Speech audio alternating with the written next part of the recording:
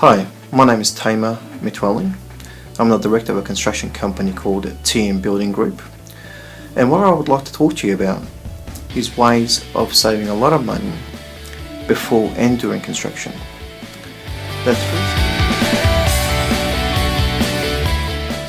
So the three stages that I'd like to talk to you about today is 1. Purchasing the block of land, 2. Designing stage, and 3 is during construction stage.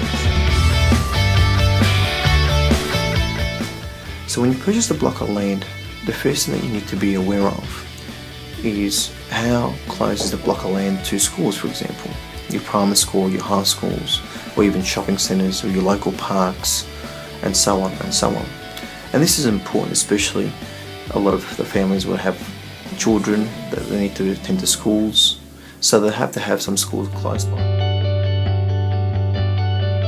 Well, the second thing that you need to be aware of, if that particular land has any building or planning restrictions, and that can be determined from your local council or from your land developer, or you can also do a land search and that information will be on your title or the land title itself.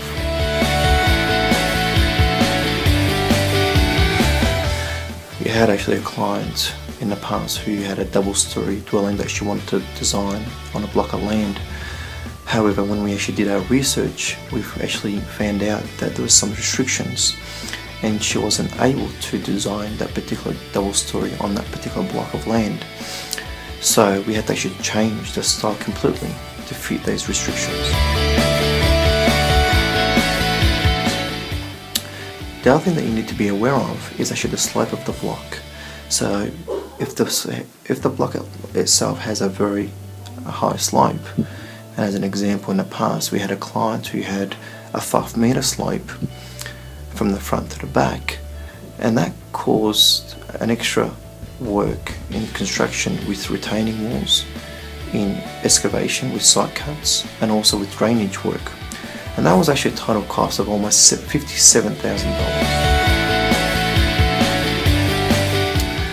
In Australia we have 6 different classes.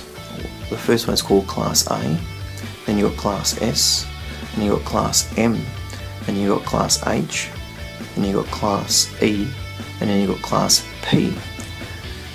I'll give you an example. We had a client who was building a 40-square home, and his soil class came as Class P, which is very unstable because there's a lot of fill.